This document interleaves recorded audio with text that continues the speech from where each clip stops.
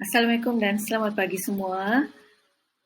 Semoga anda semua bersemangat dan ceria untuk membentang hasil laporan projek kumpulan.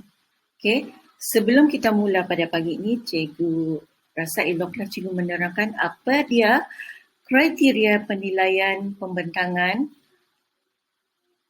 untuk anda semua. Okey, dengar baik-baik ya. Okey, untuk kriteria penilaian ini, okey, yang pertama sekali dari segi kemahiran pembentangan, okey. Dia terbagi kepada 4, mekanisme, suara yang lancar dan jelas, posture dan eye contact, isi dan masa pembentangan. Okey, untuk mekanisme ini okey. Diharap semua pembentang akan menghasilkan satu slide yang kreatif, okey. Dan mengemukakan poin-poin yang penting dalam pembentangan itu yang boleh menarik perhatian pendengar. Okay?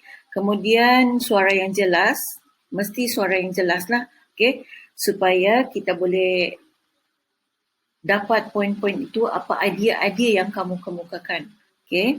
Kemudian dari segi eye contact, mungkin posture cikgu tidak nampak lah ya, tapi dari segi eye contact, mata tu harus tepat memandang skrin kamu ya, supaya kita nampak pergerakan itu dia fokus, dia tidak melihat ke kiri dan ke kanan. Okey.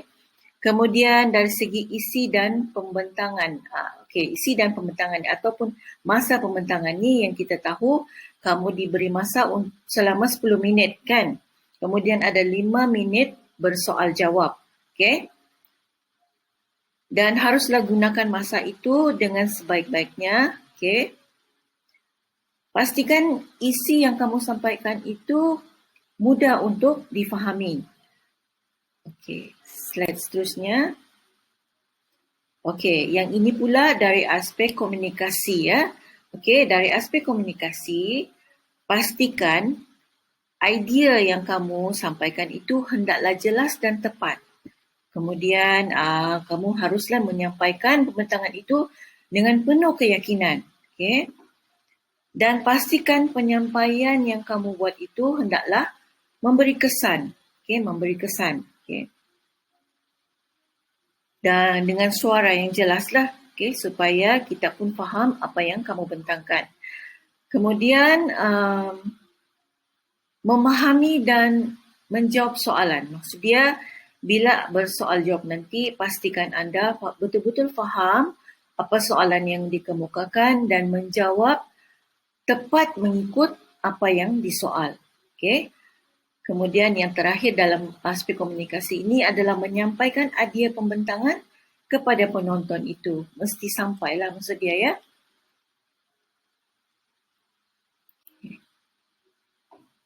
Kemudian dari segi komunikasi sosial pula, maksud dia interaksi dengan orang lain. Okay, interaksi dengan pembentang dengan penilai, kemudian pembentang dengan ahli dalam kumpulan itu sendiri.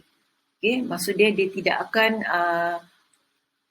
cepat atau lambat semasa membentang dan dia harus menghormati orang yang seterusnya, okay, atau giliran yang seterusnya akan membentang, bagi peluang. Okay, jangan dia sejak asyik bercakap. Okay, kita tidak mahu yang begitu. Kemudian aspek yang seterusnya yang terakhir ya, maklumat pembentangan. Okey, untuk maklumat pembentangan ini, maklumat itu haruslah jelas dan teratur. Okey, dan dibina sangat baik.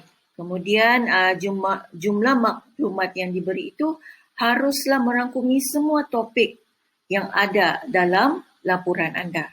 Okey. Pastikan tugasan yang dibuat itu haruslah mempunyai maklumat yang berkualiti. Okey. Kemudian dari segi aplikasi pula, okey.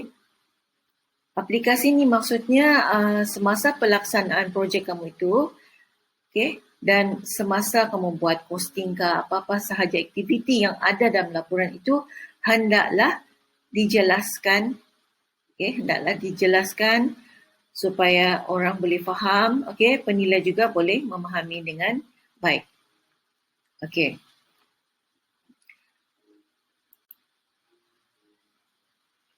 Rasanya itu saja daripada cikgu. Okey. Jadi cikgu ucapkan good luck. Okey, semoga dapat membentang dengan baik. Bye.